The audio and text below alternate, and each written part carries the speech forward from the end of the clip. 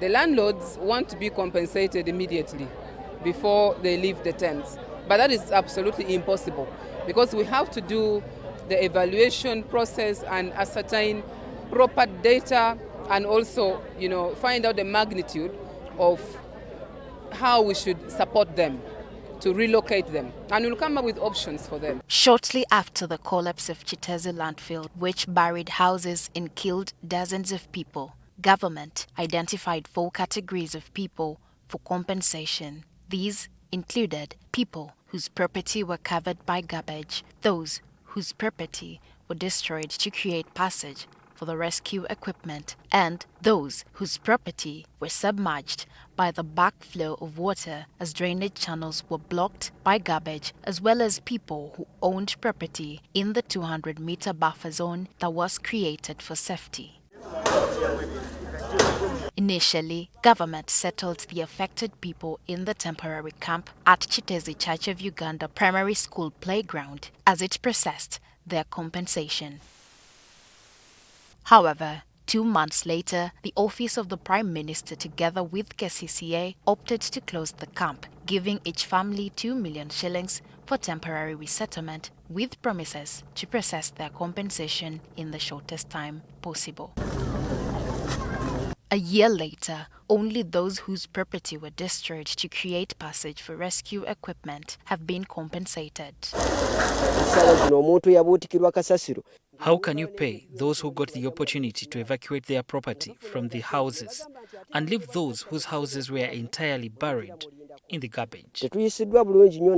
We are wondering how this compensation, how they made this compensation and how was it valued first of all, because some person was given 9M, another one 50M, another one 140M. So we are wondering which criteria did they go through for someone who has something small to get 50M and above, then someone who had a full house with about 3 rooms getting about 9M. All the victims are frustrated by the delayed compensation. I want the government to compensate us and we leave this place.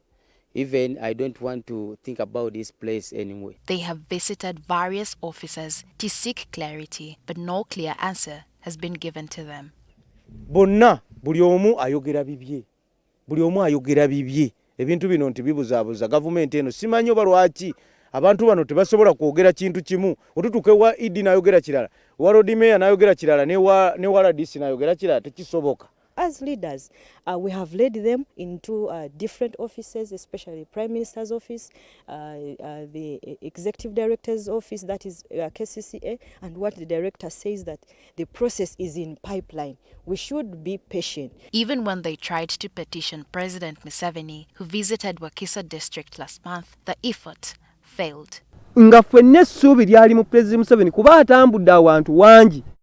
We were all excited about the presidential visit in Wakiso, but we were shocked that he did not mention anything about our plight. Living in uncertainty, Kiteezi victims remain stranded and unsure of the right office to handle their matter. We were all affected by the same tragedy. Why are some compensated by the Office of the Prime Minister and others sent to KCCA? Who should we go to exactly? Left with no options, those with houses in the buffer zone continue living in a risky environment. In our next part tomorrow, KCCA and Office of the Prime Minister will be pointing out what has stalled the compensation process.